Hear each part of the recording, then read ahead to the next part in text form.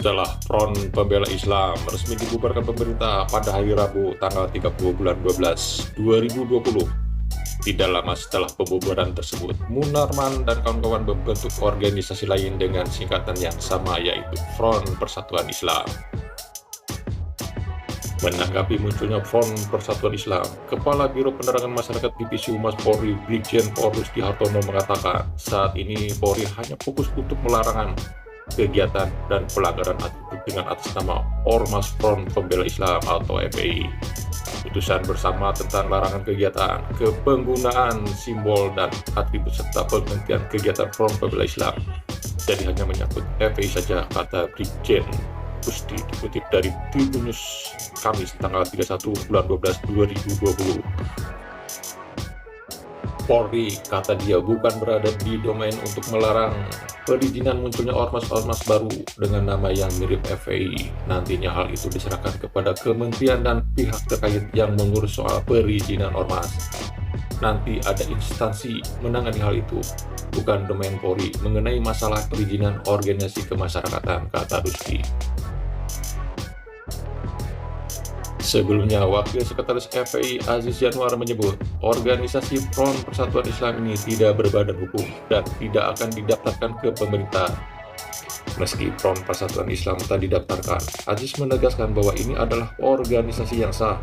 Ia mengacu pada putusan Mahkamah Konstitusi nomor 82/PUU 11/2013. Dalam putusan itu, MK membolehkan ormas tak berbadan hukum untuk tidak mendaftar. Hanya saja ormas yang tak mendaftar tak akan mendapatkan pelayanan dari pemerintah. Tenaga ahli utama kantor staf Presiden KSP Ali Mokhtar Ngabalin menanggapi deklarasi Front Persatuan Islam oleh sejumlah orang. Usai Front Pembela Islam dilarang pemerintah, Ngabalin menyebut tak ada tempat di negeri ini untuk Front Persatuan Islam.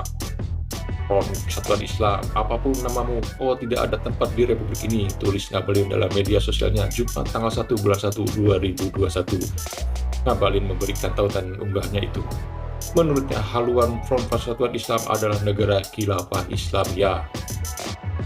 Basis dan haluanmu adalah negara khilafah Islamiyah, itu adalah sebuah pembangkangan terhadap negara dan konstitusi yang sah dan berlaku, tulis Ngabalin. Sementara itu, mantan Ketua MK Hamdan Zulfa memaknai SKB 6 Menteri tentang pelarangan aktivitas Front Pembela Islam. Menurut dia, hak berserikat masyarakat tertuang dalam konstitusi negara. Hamdan menjelaskan, pada intinya pemerintah menyatakan ormas FPI secara de jure bubar karena sudah tidak terdaftar. Pemerintah juga melarang FPI untuk melakukan kegiatan dengan menggunakan simbol atau atribut FPI. Hamdan mengatakan, pemerintah memaknai FPI bukan ormas terlarang seperti PKI, tetapi organisasi yang dinyatakan bubar secara hukum dan dilarang melakukan kegiatan yang menggunakan lambang atau simbol FPI. Beda dengan Partai Komunis Indonesia yang merupakan partai terlarang dan menurut Undang-Undang 27/1999 Pasal 107A KUHP, menyebarluaskan dan mengembangkan ajaran komunisme, marxisme, leninisme adalah merupakan tindak pidana yang dapat dipidana, kata Hamdan Zulfa dalam akun Twitternya, dikutip merdeka.com Minggu tanggal 3 bulan 1 2021. Namun, Hamdan juga mengatakan tidak ada ketentuan pidana yang melarang menyebarkan konten FPI, karena siapapun yang mengedarkan konten FPI tidak dapat dipidana. Sekali lagi, objek larangan adalah kegiatan yang menggunakan simbol atau atribut FPI oleh FPI. Hamdan pun mengutip putusan MK nomor 82/PUU 11/2013. Dalam putusan itu, dia mengatakan ada 3 jenis ormas, yaitu ormas berbadan hukum, ormas terdaftar, dan ormas tidak terdaftar. Ormas tidak terdaftar katanya tidak dapat pelayanan pemerintah dalam segala kegiatannya. Sedangkan ormas terdaftar mendapat pelayanan negara.